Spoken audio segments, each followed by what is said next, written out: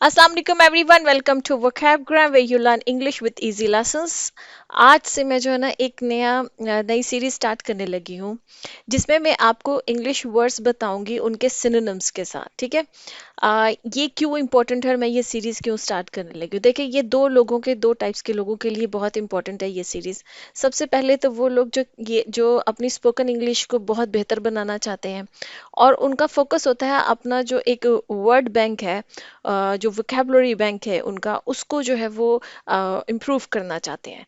तो उनके लिए ये लेसन्स बहुत इंपॉर्टेंट होने वाले हैं। बताती हूँ नेक्स्ट इसको मजीद एक्सप्लेन करके कि कैसे। दूसरे वो लोग टाइप के वो लोग जो किसी ना किसी competitive एग्जाम्स के लिए तैयारी कर रहे हैं, चाहे वो जीआरई है, वो सीएसएस है, वो आइल्स है, वो एसएससी है, वो बैंक है, किसी भी एग्जाम के लिए वो तैयारी करने लगे हैं। और वहाँ पे एग्जाम कम्पिटिटिव एग्जाम्स के लिए बहुत ज़्यादा इंपॉर्टेंट होता है कि आपके पास वोकैबुलरी बैंक आपका बहुत जो है ना वो स्ट्रांग होना चाहिए। ठीक है। आपके पास बहुत अच्छी और बहुत ज़बरदस्त और बहुत ज़्यादा वोकैबुलरी होनी चाहिए। अब ये मेरे लेसन्स कैसे हेल्प करेंगे आपको? ये इस तरह से हेल्प करेंगे कि हर लेसन में मैं आपको सेट ऑफ वर्ड्स जो है, किसी भी टॉपिक किसी भी मीनिंग को लेके, किसी भी वर्ड को लेके, उसका एक पूरा सेट जो है ना वो आपको एक लेसन में मिल जाएगा उसके सिनोनिम्स के साथ। ठीक है। कि आपके लिए एक तो आसानी हो जाएगी कि ठीक है, मैम का जो ये वाला लेसन हमने देखा था उसमें जो ये वाले सेट ऑफ वर्ड्स आएंगे, पूरा एक सेट बन जाएगा, जाहिर बात है। और इन सब के मीनिंग्स एक दूसरे से मिलते जुलते हैं। मैं ये नहीं कह रही कि एक जैसे हैं, मैं ये कह रही हूँ कि एक दूसरे से मिलते जुलते हैं। इसकी वजह है कि मैं ये क्यों कह रही हूँ। एक तो आपको याद करने में आसानी हो जाएगी कि इस सेट के अंदर जितने भी वर्ड्स हैं इन सब के मीनिंग्स एक दूसरे से मिलते जुलते हैं, तो आपके लिए मुश्किल नहीं होगी। जब भी ये वर्ड्स आपके सामने कहीं पर आएंगे, आप कहीं पे पढ़ेंगे, तो आपको फौरन पता लग जाएगा कि ये फलां जो हमने वीडियो देखी थी उसमें ये वर्ड था, तो उसमें जितने भी वर्ड्स पढ़ाए थे तो उनके ये मीनिंग थे, तो इसका भी ये मतलब है। तो आपको इजीली पता लग जाएगा, फौरन रिकॉल करना एक तो आसान हो जाएगा। अब मैंने कहा कि मिलते जुलते हैं, ये नहीं कहती सिनोनिम का मतलब होता है कि एक जैसे, मतलब क्योंकि सिनोनिम्स जो होते हैं ना, वो हर सिनोनिम किसी भी वर्ड का जो होता है वो उसका सेम मीनिंग नहीं होता। मैंने बहुत से स्टूडेंट्स को ये गलती करते देखा है कि वो क्या करते हैं कि वो एक जैसे वर्ड उन्होंने लिया, उस वर्ड के उन्होंने जितने भी गूगल पे उनको सिनोनिम्स जो हैं वो मिलते हैं, वो सबको मेमोराइज कर लेते हैं। ठीक है जी, जस्ट क्रैम इट, वो रट्टा लगा लेते हैं उसका। ठीक है। अब उससे क्या होता है कि वो कहीं पर भी जब कभी लिखते हैं, कुछ लिखते हैं या कुछ पढ़ते हैं, स्पेशली मैंने लिखते उनको देखा है, वो कोशिश करते हैं रिप्लेस करते हैं सिनोनिम्स को। सम हर सिनोनिम का एग्जैक्ट मतलब वो नहीं होता है। सिनोनिम्स के स्लाइट डिफरेंट मीनिंग्स होते हैं, उनमें एक स्लाइट डिफरेंस होता है एक दूसरे के साथ। हर सिनोनिम दूसरे वर्ड की रिप्लेसमेंट नहीं होता है। समटाइम्स उसके वर्ड का मतलब जो है ना, वो उस सेंटेंस का आप रॉन्ग सिनोनिम यूज कर लेते हैं, उस सेंटेंस का जो मतलब होता है वो चेंज हो जाता है। ठीक है। तो एग्जैक्टली हर वर्ड को इंडिविजुअली उसके एग्जैक्ट मीनिंग के साथ समझना बहुत इंपॉर्टेंट होता है। जब आप सिनोनिम्स के थ्रू याद कर रहे होते हैं, उससे एक आपको फायदा तो होता है कि आप एक साथ बैठकर आप काफी सारे वर्ड्स, 10 12 15 वर्ड्स चाहे वो आपको मेमोराइज हो जाते हैं, वो आप याद कर लेते हैं, लर्न कर लेते हैं। बट उसमें बिगेस्ट मिस्टेक ये होती है कि उन वर्ड्स के जो स्लाइट डिफरेंसेस होते हैं वो आपको नहीं पता होते हैं। तो आप एक दूसरे के साथ जो ना वो इंटरचेंजेबली उनको यूज करने की कोशिश करते हैं, तो आप मिस्टेक्स करते हैं। ठीक है। वहां पे किसी जगह पर एक स्पेसिफिक वर्ड नहीं यूज हो सकता, इवन दो कि वो उस वर्ड का सिनोनिम होता है, इसके बावजूद वो यूज नहीं हो सकता क्योंकि उसका स्लाइट डिफरेंसेस आपने जो है ना वो समझे नहीं होते हैं। अब मेरे लेसन्स में आपको ये फायदा होगा कि मैं उन स्लाइड डिफरेंसेस के साथ आपको ये सारे वर्ड्स जो है ना सिखाऊंगी। मैं जस्ट आपको ये नहीं बता दूंगी अच्छा ये वर्ड है, इस वर्ड का ये मतलब है, आपके ये इसके सिनोनिम्स हो जाएंगे, नहीं। मैं हर सिनोनिम को भी एक्सप्लेन करूंगी, उसका सेंटेंस आपको बताऊंगी, उसके जो मेन वर्ड के साथ जो उसका डिफरेंस बनता है वो भी आपको बताऊंगी, ताकि नेक्स्ट टाइम जब आप कहीं पे भी उस वर्ड को यूज कर रहे हो, इवन दो कि आपको पता हो कि ये इसका सिनोनिम है, लेकिन आपको उसका स्लाइट डिफरेंस भी पता हो कि इसको मैंने यहाँ पर यूज करना है और यहाँ पर इसको यूज नहीं करना है, यहाँ ये फिट नहीं होता है। ठीक है। ये आपको मेरी इस सीरीज में सबसे बड़ा जो बेनिफिट होने वाला है। तो मेरी मतलब लेसन को स्टार्ट करने से पहले आपसे एक छोटी सी रिक्वेस्ट, अगर तो आप चैनल पे नए हैं तो काइंडली आप सब्सक्राइब कर लीजिए। और अगर आप पुराने आपने सब्सक्राइब किया हुआ है तो काइंडली मेरे इस लेसन्स को, ये जो भी सीरीज स्टार्ट होने लगी है, इसको शेयर कीजिए अपने फ्रेंड्स के साथ। आप किसी ग्रुप में हैं, व्हाट्सएप ग्रुप में है, फेसबुक ग्रुप में है, कहीं भी हैं, काइंडली आप मेरे इस लेसन को शेयर कीजिए। और आपके साथ जो आपके फ्रेंड्स या आपके दोस्त या आपके फैमिली में जो कोई तैयारी कर रहे हैं एग्जाम्स की, या वो इंटरेस्टेड है इस तरह के लेसन्स में, उन तक मेरे लेसन्स को पहुंचाइए, शेयर कीजिए।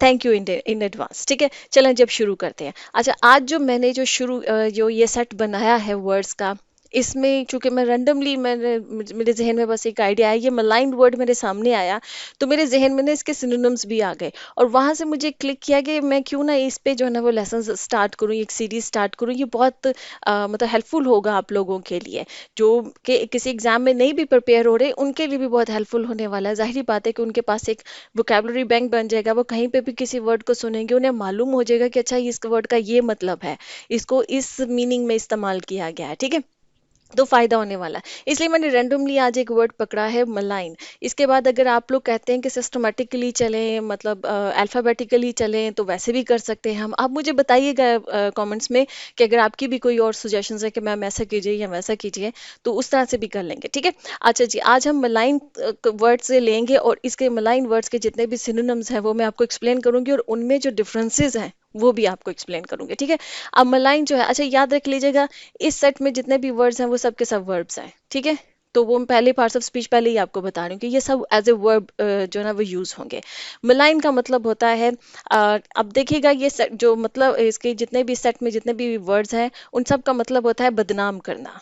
ठीक है, किसी को भी आप बदनाम करने में डिफरेंट स्लाइड स्लाइड डिफरेंसेस होते हैं, वो अब साथ साथ हम वर्ड जो आगे पढ़ते जाएंगे तो मैं उसमें एक्सप्लेन करते जाऊंगी। जैसे ये है कि to speak untrue unpleasant things about someone, किसी दूसरे इंसान के बारे में कोई बुरी बातें करना और झूठी बातें करना, ताकि उसकी रेपुटेशन को ख़राब किया जा सके, उसको बदनाम किया जा सके, तो इसका मतलब होता है मलाइन करना। आप मलाइन कर रहे हैं उस इंसान को, अगर उसके बारे में झूठी किस्म की बातें आप कह रहे हैं या बोल रहे हैं, इधर उधर फैला रहे हैं, ठीक है, it means you are maligning that person. ठीक है, अब इसका सेंटेंस देख लेते हैं। The politician accuse the opposition of maligning him, के पॉलिटिशियन ने, अक्यूज का मतलब होता है इल्ज़ाम लगाना, उसने अपने ऑपोजिशन पे इल्जाम लगाया है कि ये लोग मुझे बदनाम करने की कोशिश करते हैं ना। समटाइम पॉलिटिशियंस को आप देखिएगा, यहाँ से याद कर लें कि आप इसको न्यूज़ चैनल्स पे बहुत सुनेंगे, अरे ये जो हमारी ऑपोजिशन ने हम पे इल्जाम लगाया है ना,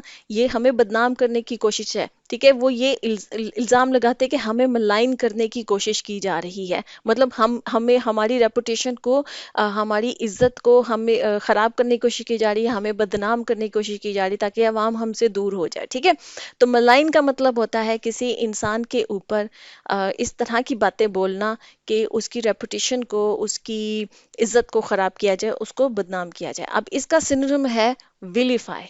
विलीफाई का भी सेम मीनिंग है, to speak or write unpleasant things about someone in order to damage his reputation. किसी के बारे में बोलना, मलाइन ज्यादातर बोलने के लिए यूज होता है कि इस तरह की बातें, इस तरह के जुमले बोले जाएं जो किसी दूसरे को बदनाम करना जिसका मतलब होता है।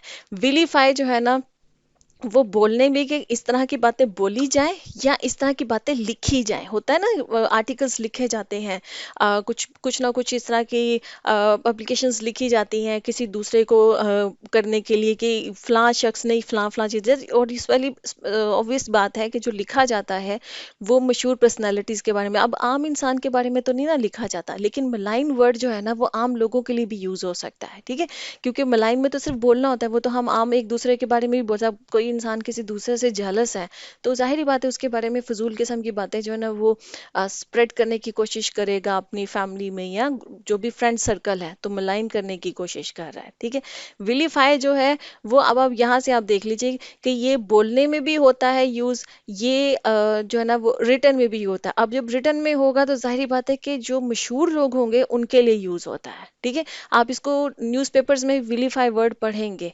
न्यूज़पेपर में यूज होता है, क्योंकि ये जो राइटिंग में किसी तरह से किसी दूसरे के बारे में अक्सर सहाफ़ी लोग करते हैं ना, आर्टिकल्स लिखते हैं फलां पॉलिटिशियन के बारे में, फलां सेलिब्रिटी के बारे में, उसने ये किया, उसने वो किया, तो वो विलीफाई करने की कोशिश कर रहे होते हैं। ठीक है, अब इसका सेंटेंस देखें, the purpose of that article was to vilify me. कोई भी सेलिब्रिटी कह सकता है कि फलां आर्टिकल में जो मेरे बारे में फलां बात कही गई है ना, वो मुझे विलीफाई करने के लिए की गई है, कि मुझे बदनाम करने के लिए की गई है। ठीक है, क्योंकि विलीफाई जो है वो स्पीक के लिए भी यूज होगा और राइटिंग के लिए भी यूज होगा। ठीक है, अब आपको डिफरेंस समझ में आ गया।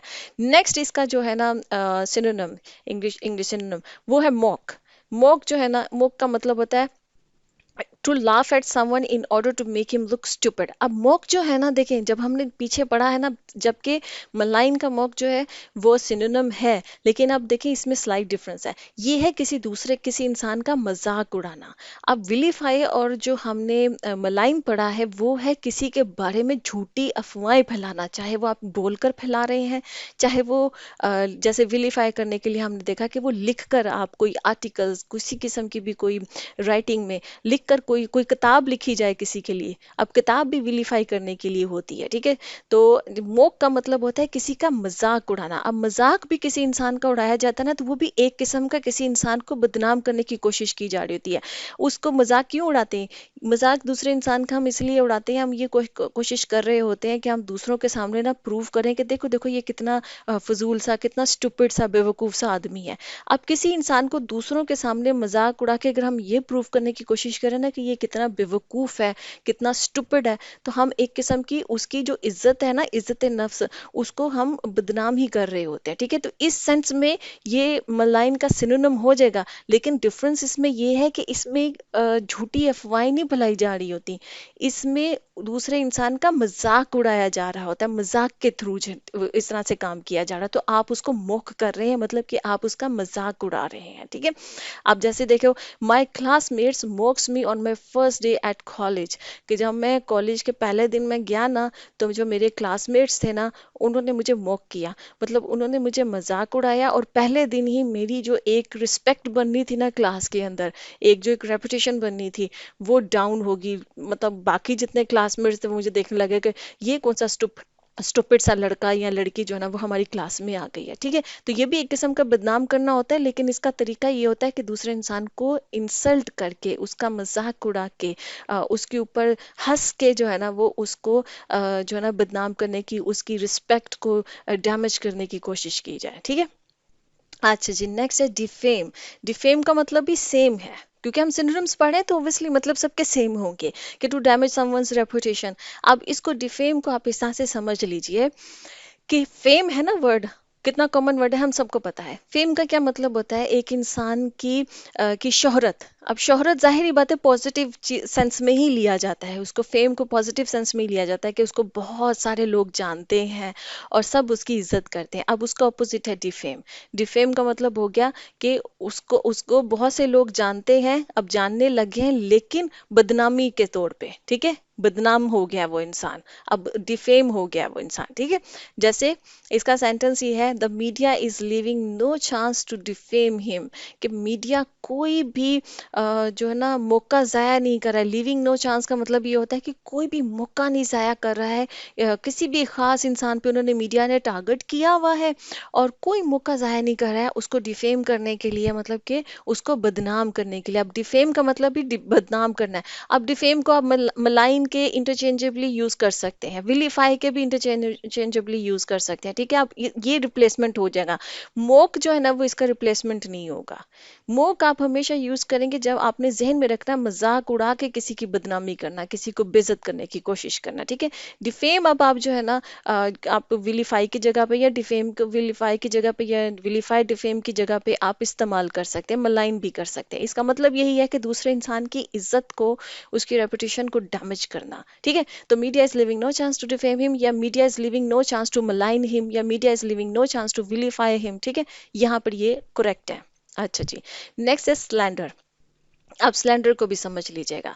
स्लैंडर का मतलब होता है to say untrue things about someone to damage their reputation, कि वही बात जो हमने पहले पढ़ी है कि इस तरह की बातें कहना किसी दूसरे इंसान के बारे में, कि ताकि उसकी रेपुटेशन जो है ना, मतलब झूठी बातें कहना।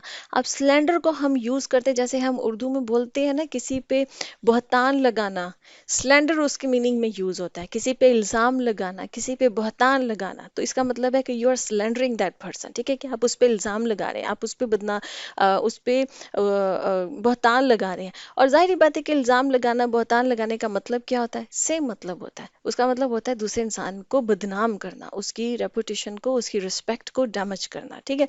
अब इसका जैसे सेंटेंस है, she sued her ex husband for slandering him, कि सू करना होता है ना। आपने अक्सर देखा होगा कि उसने उसको सू कर दिया। सेलिब्रिटीज के बारे में अक्सर सुना होगा, ठीक है, वो करते हैं एक दूसरे को। फॉर स्लैंडरिंग हर, उसने अपने एक्स हस्बैंड को सू किया। क्यों किया सू? उसने कोर्ट में जाकर, मतलब कि उसके उसके बारे में केस केस दायर किया। क्यों किया? क्योंकि उसका एक्स हस्बैंड उसको स्लैंडर कर रहा था, मतलब उसके बारे में ऐसी बातें, ऐसे रूमर्स फैला रहा था। उस पे रूमर्स के अलावा इसमें होता है इल्जाम लगा रहा था, इसने ये किया। एक होता है रूमर फैलाना, कि किसी के बारे में ऐसी बातें कहना कि जिसमें आप उस पे इल्जाम नहीं लगा रहे, लेकिन आप उस पे एक किस्म का ना गलत किस्म की बातें फैला रहे हो। वो ना ऐसा इंसान है, वो ना वैसा इसकी ये तो बड़ा नकचिड़ा है। ठीक है। अब ये मलाइन करने में आ सकता है, विलीफाई करने में, कि बहुत ही प्राउड इंसान है, बहुत ही नकचिड़ा सा है, बहुत ही नकचिड़ी सी है। ठीक है। बड़ा गुरूर है उसके अंदर। ये मलाइन और विलीफाई में आ जाएगा। स्लेंडर में आता है, आप इसी इंसान पे बहतान लगाते हैं, इसने ना इतने पैसे वहां से खाए हैं। अब ये स्लेंडर है, आपने इल्जाम लगाया है। अब इस पे आपके ऊपर केस हो सकता है, आपको प्रूव करना जा पड़ सकता है। अगर वो इंसान जाके कि मुझे बताइए मैंने कहाँ इतने पैसे खाए हैं, मैंने कहाँ करप्शन की है। या आप किसी पे इल्जाम लगा सकते हैं कि इसका आप कोई एक्स हस्बैंड जैसे कह सकते हैं कि मेरी वाइफ का फलां के साथ अफेयर था। ठीक है। अब ये सिलेंडर है, ये आपने बहतान लगाया है, आपने इल्जाम लगाया है, ताकि अब आपकी जो वाइफ है, या वाइफ हस्बैंड पे कर सकती है कि उसका फलां के साथ अफेयर था। अब ये स्लैंडरिंग है। ठीक है। तो ये दोनों इस केस में जो है ना, वो लीगल केस हो सकता है, स्लैंडरिंग में लीगल केस हो जाता है। ठीक है।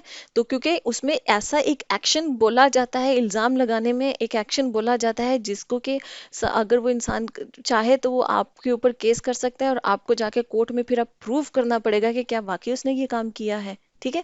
तो ये थोड़ा सा स्लाइट डिफरेंस है वहां पे। आप यहाँ पे ये कह सकते हैं कि उसने जो मेरे पे ये इल्जाम लगाया है, वो मुझे मलाइन करने के लिए लगाया, ये कोर्ट में जाके बोला जा सकता है। मतलब यहाँ पे इंटरचेंजेबल यूज हो भी सकता है, लेकिन स्लेंडर का जो एक्चुअल मीनिंग है ना, वो बस समझ लीजिए आपके। इसका मतलब होता है किसी किस्म का बहतान लगाना, किसी किस्म का इल्जाम लगाना, कि इसने किसी कोई गलत काम जो है ना, वो आप कह रहे हैं किसी इंसान ने कमिट किया है, इस इंसान ने ये काम किया है। ठीक है। अच्छा जी। नेक्स्ट है डेनिग्रेट। ठीक है। डेनिग्रेट का मतलब ये होता है, क्या है इसका मतलब? हाँ, to criticise someone to show that they have no value, to damage their reputation. ठीक है। किसी इंसान के बारे में डेनिग्रेट करना का मतलब होता है किसी इंसान के बारे में ऐसा कोई इल्जाम लगाना, इल्जाम नहीं, ऐसी तनकीद करना। अब इसको समझ लीजिए, ये इल्जाम नहीं है। डेनिग्रेट का मतलब होता है ऐसी तनकीद करना कि जिस तनकीद के पीछे जो आपकी सोच है वो ये है कि उस इंसान की वैल्यू को कम करना। ठीक है, कि ये किसी काबिल नहीं है। जैसे ऑफिस में होता है, बॉस जो है, आपने बड़ा अच्छा काम किया, जाके आपने दिखाया, अपनी तरफ से पूरी कोशिश की है, लेकिन बॉस साहब जो है ना, चूंकि बॉस आपको लाइक नहीं करते हैं, कोई कोई भी उनकी पर्सनल रीजन हो सकती है। अब वो आपके अच्छे काम में से भी कीड़े निकाल रहे हैं, वो क्रिटिसाइज कर रहे हैं, सिर्फ इस वजह से कि वो कोशिश ये कर रहे हैं कि सबके सामने ऑफिस में ना आपको आपकी इंसल्ट कीजिए, और ये कहा जाए कि इसको काम करना नहीं आता, ये इंसान किसी काबिल नहीं है। ये होता है डेनिग्रेट करना। ठीक है। ये फैमिलीज में जैसे किया जाता है, अक्सर करते हैं। जैसे मैंने सेंटेंस भी कुछ इसका ऐसा ही बनाया हुआ है कि my mother in law always denigrates my achievements, कि मेरी जो सास है ना, जाहिर बात है सास को बहू की अचीवमेंट्स पसंद नहीं आती, एक कॉमन रवैया है। ठीक है। तो माय मदर इन लॉ क्यों करती है डेनिग्रेट? वो मुझे इसलिए डेनिग्रेट करती है, मतलब मैंने जो भी कुछ अचीव किया हो, मैंने कुछ भी अच्छा किया हो, वो उसमें से जो है ना, वो उसको क्रिटिसाइज ही करेगी, अरे ये क्या किया है, ये कौन सी काम है, ये कौन सा बड़ी बात है, ये तो हमने भी किया है, ये तो कोई भी कर ले। बहू खाना अच्छा बनाएगी, हाँ अच्छा है, लेकिन इतना भी अच्छा नहीं है, मैं इससे ज्यादा अच्छा बनाती थी। ये आप डेनिग्रेट कर रहे हैं, कि मतलब वो कितना भी कोई इंसान कोई भी उसने अच्छी अचीवमेंट की है, आप उसके अच्छे काम में से, अच्छी अचीवमेंट में से कीड़ा ही निकालेंगे। वो इसलिए निकालेंगे ताकि दूसरों की नज़र में उसकी इज्जत ना बने। आप चाह रहे हैं कि दूसरों की नज़र में जो उसकी इज्जत है ना, मैं उसको कम करूं। इसलिए आप उस पे उसकी अच्छी बातों में से भी बुरी बातें, बुरे एस्पेक्ट्स निकालेंगे, उसको क्रिटिसाइज करेंगे ताकि आप उसकी रेपुटेशन को, उसकी रिस्पेक्ट को डैमेज कर सके। ठीक है, आप स्लाइड डिफरेंस समझ में आया कि क्या मतलब है इसका? इसका मतलब यही है, डेनिग्रेट आप जो है ना मलाइन और विलीफाई के अब नहीं कर सकते हैं उसको। ठीक है, इसमें थोड़ा सा फर्क है, इसमें दूसरे इंसान की अच्छाइयों में से भी कीड़े निकालना होता है। वो कीड़े निकाल कर जो है ना आप ये प्रूफ करने की कोशिश कर रहे थे कि इस इंसान की वैल्यू नहीं है, ये इंसान को इतना अच्छा नहीं है। क्योंकि और जाहिर बात है, ये प्रूव करके आप यही करना चाह रहे होते कि उसकी रिस्पेक्ट को दूसरों की नज़र में डाउन करना चाह रहे होते। ठीक है, तो ये है डेनिग्रेट। अच्छा जी, अब है बिलिटल। बिलिटल भी वही मतलब है जो डेनिग्रेट है। लिटल होता है ना छोटा, बिलिटल मतलब किसी को छोटा दिखाना, इस तरह से उसके ऊपर अटैक करना, इस तरह से उसके ऊपर जो है ना वो बात करना कि उस इंसान को छोटा दिखाने की कोशिश करना, ताकि ताकि उसकी इज्जत ना बन सके, उसकी रिस्पेक्ट ना बन सके दूसरों के सामने। तो उसको बिलिटल करने की कोशिश की जा रही है। ठीक है, जैसे कि इसका सेंटेंस है, all your efforts to belittle him are not paying off. Paying off का मतलब ये होता है कि कोई फायदा नहीं हो रहा है, मतलब वो रिजल्ट नहीं निकल रहा है जो तुम करना चाह रहे थे। तुमने जो भी तुम्हारी कोशिशें थी ना उसको बिलिटल करने की, मतलब उसको नीचा दिखाने की। ठीक है, डेनिग्रेट का मतलब भी किसी को नीचा दिखाना होता है, उसकी अचीवमेंट्स पे क्रिटिसाइज करके, उसकी अच्छी बातों पे क्रिटिसाइज करके, ताकि उसकी दुनिया के सामने रिस्पेक्ट ना बन सके। तो बिलिटल का मतलब भी यही होता है कि किसी इंसान को हर वक्त बिलिटल करने की कोशिश करो, उसको क्रिटिसाइज करते रहो ताकि जो है ना वो दुनिया के सामने उसकी उसकी नीचे इज्जत बने। तो all your efforts to belittle him are not paying off, कि कोई फायदा नहीं हो रहा है, तुम्हारी जितनी भी एफर्ट्स हैं कि तुम उसको नीचा दिखा सको, तुम उसको नीचा नहीं दिखा पा रहे हो, लोग आज भी उसकी रिस्पेक्ट करते हैं। ठीक है, तो तुम्हारी एफर्ट्स का कोई फायदा नहीं हो रहा है, आर नॉट पेइंग ऑफ। ठीक है, अच्छा जी, नेक्स्ट हमारा जो वर्ड है वो है स्मीयर। स्मीयर का मतलब भी यही होता है, to damage someone's reputation by false accusations. अब यहाँ पर है स्मीयर भी, जैसे स्लैंडर है ना, हमने स्लैंडर पढ़ा था, किसी दूसरे पे इल्जाम लगाना। एक्यूजेशन का मतलब ये होता है इल्जाम लगाना। अब यहाँ पर भी आप किसी दूसरे की रेपुटेशन को डाउन कर रहे हैं, किसी को बदनाम करने की कोशिश कर रहे हैं, उसके ऊपर इल्जाम लगा के, कोई भी घटिया इल्जाम, इसने ये किया, इसने वो किया, इसने फला किया, किसी भी किस्म का कोई भी फजूल किस्म का घटिया इल्जाम लगाया आपने, आपने स्लैंडर किया। अब स्लैंडर और स्मीयर को आप एक दूसरे के इंटरचेंजेबली यूज कर सकते हैं। ठीक है, क्योंकि इनकी एग्जैक्ट मीनिंग है कि किसी पे इल्जाम लगाना। Someone is spreading this rumours to smear me. ठीक है, कोई बंदा, कोई इंसान ये र्यूमर्स जो है वो फैला रहा है। अब र्यूमर में क्या है, र्यूमर में कोई इंसान ये फैलाने की कोशिश कर रहा है कि इसने, पता है इसने फलां जगह पे ना ये किया था, पता है इसका उस जगह उसके साथ अफेयर चल रहा है, पता है इसका ये हो रहा है, पता है इसने ऐसे किया था। ये र्यूमर्स फैलाना, मतलब आप इल्जाम लगा रहे हैं कि उसने कुछ कमिट किया है, किसी किस्म का घटिया काम कोई कमिट किया है, और आप उसको स्मेयर कर रहे हैं, उसको बदनाम करने की, उसकी रिस्पेक्ट को, उसकी रेपुटेशन को डैमेज करने की कोशिश कर रहे हैं। अच्छा जी, बिस्मिर्च। बिस्मिर्च का मतलब ये होता है टू डैमेज समवन्स रेपुटेशन, वही मतलब है इसका, लेकिन इसको समझ लीजिए, जिसको हम कहते हैं ना दागदार करना, ये है। क्योंकि इसको इस तरह से बिस्मर्च को दागदार से आप इस तरह से याद कर लीजिए, क्योंकि इसका एक सेकंड मीनिंग है सच में किसी चीज को दागदार करना। जैसे बेड शीट के ऊपर कुछ चीज गिर जाए ना, चाय गिर जाए, तो वो चाय का निशान पड़ता है ना, दाग पड़ जाता है, तो वो भी बिस्मर्च है। You besmirch your bedsheet. ठीक है, आपने बेडशीट को बिस्मर्च कर दिया, दागदार कर दिया। इसी तरह से किसी इंसान के बारे में फजूल किस्म की बकवास करके उसकी इज्जत को आप, उसकी रेपुटेशन को, उसकी रिस्पेक्ट को आप डैमेज कर रहे हैं, दागदार कर रहे हैं। ठीक है, दागदार से बिस्मर्च वर्ड को याद कर लीजिए। तो ओके, एक तो लिटरल मीनिंग में दागदार करना, किसी शीट को, किसी कपड़े को, किसी कारपेट को, किसी वॉल को, किसी भी तरीके से आपने बिस्मर्च कर दिया, उस पर कोई दाग लगा दिया। इसी तरह से किसी इंसान के बारे में कोई ऐसी बात करना कि उसकी इज्जत पे दाग लग जाए। ठीक है, तो वो भी बिस्मर्च है। ठीक है, अच्छा जी, जैसे सेंटेंस है, your bad habits besmirch the family reputation. किसी बच्चे को कोई फैमिली मेंबर कह सकता है कि तुम्हारी इन बैड हैबिट्स की वजह से, इन गलत हरकतों की वजह से जो फैमिली की जो इज्जत है ना वो दागदार होगी, लोग हमें बातें करते, पूरी फैमिली को बातें करते। तो नाक कटवा देना, तो तुमने खानदान की नाक कटवा दी, तो आप कह सकते हैं यू बिस्मर्च द फैमिली रेपुटेशन। ठीक है, अच्छा जी, लास्ट जो है वो है लाइबल। अब लाइबल को ये लिख लीजिएगा कि लाइबल का मतलब टू राइट और publish something to damage someone's reputation, ठीक है। अब लाइबल स्पेसिफिकली ये वर्ड यूज होता है राइटिंग के लिए। कोई चीज लिखी गई है कहीं पे, सोशल मीडिया पे लिख दी गई है, किसी आर्टिकल में लिख दी गई, कोई चीज पब्लिश की गई है, और उस पब्लिश की भी गई कोई किताब लिखी गई है किसी भी तरह से, ठीक है। कोई पब्लिश की गई है चीज, और उस पब्लिश चीज में किसी दूसरे इंसान के बारे में ऐसी बातें लिखी हैं कि उसकी इज्जत को खतरा नहीं, मतलब डैमेज आपने किया है, उसकी इज्जत को दागदार किया, आपको उसकी इज्जत खराब की है, उसकी रिस्पेक्ट खराब की है आपने। तो ये अब लाइबल जो है ना, वो एज ए नाउन भी यूज होता है, एज ए वर्ब भी यूज होता है। वो जो पब्लिकेशन है ना, जो चीज पब्लिश की गई है उस चीज को भी लाइबल कहेंगे, और इस एक्ट को भी, ये कर देना, ये भी लाइबल कहलाता है, ठीक है। कि दोनों मतलब और इसके बारे में ना, ये लीगल जो हमारी जो लीगल लैंग्वेज है ना, उसमें ये वर्ड बहुत यूज होता है लाइबल।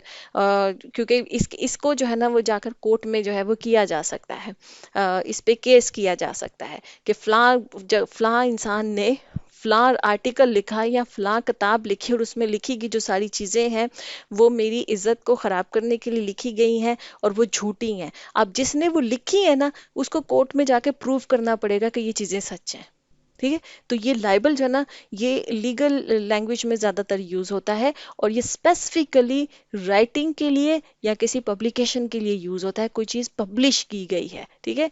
तो उसके लिए ये वर्ड यूज होता है। अब इसको स्पेसिफिकली आपने याद रखना, जैसे कि सेंटेंस है, the journalist wrote this article to libel me. अब ये कोई जाहिर बात है, अब लिखा गया तो कुछ ज्यादातर ये फिर नॉन लोगों के लिए होता है ना, सेलिब्रिटीज वगैरह जो होते हैं, जो पब्लिक आय में होते हैं, जिनको लोग जानते हैं।